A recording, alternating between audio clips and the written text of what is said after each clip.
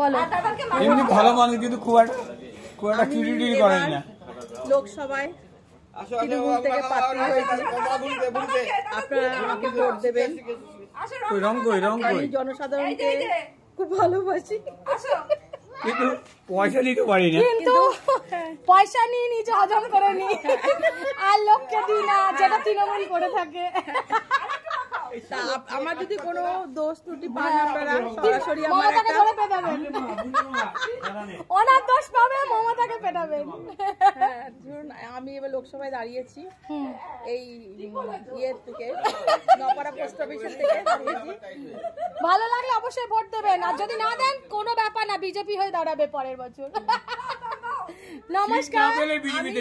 Seat না পেলেই চলে যাবে, এই যে এই নাকি হোলি নিয়ে যে গল্পটা লিখেছে সেটা বঙ্কিমচন্দ্র লিখেছে। মমতা যদি বলতে পারে, মমতা ছাত্রী নিশ্চয়ই বলবে। এই যে এখন গোপ আঁকা হচ্ছে, যিনি প্রার্থী তার তো গোপ না হলে হবে না, গোপটা করে দেওয়া হলো, পরে এই গোপটা আবার ঢেকেও দেওয়া হচ্ছে, এইসব উৎপাত হচ্ছে। আমার বিজেপি প্রতিদ্বন্দ্বী হচ্ছে, এই যে প্রতিদ্বন্দ্বী আসছে আর একজন, অবশ্যই এনাদের ভোট দেবেন। এদের চিহ্ন হচ্ছে nighty family, nighty family, nighty পরে থাকেন, ভোট দিয়ে জয় করবেন। আর জয় না হলে বিজেপি তো আছে, বিজেপি না হলে কংগ্রেস তো জানে, কংগ্রেস হলে সিপিএম তো সারা জীবন রয়েছে,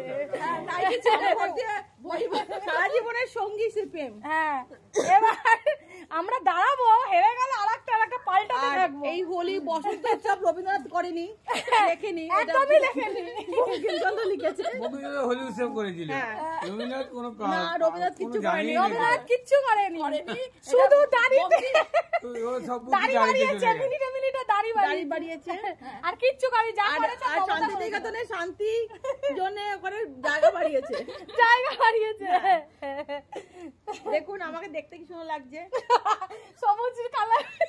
এরকম ছবি যখন দেখবেন আপনারা ব্যালট বক্সে, তখন আপনারা ওই জায়গায় টিপ দেবেন। এনাকে যখন দেখবেন তখন দেবেন না, এই হাত জোর করে বলছি, দেবেন না। আচ্ছা রাখছি, টাটা। থেকে দাঁড়িয়েছি সন্দেশখালি, একবার বলছে পোস্ট অফিস, নিজেদেরই মাথা গেছে। আচ্ছা রাখছি, বিশেষ খাস খবর থেকে আমি পম্পা বিদায় নিচ্ছি। ভালো লাগলে অবশ্যই লাইক কমেন্ট শেয়ার করবেন, টাটা।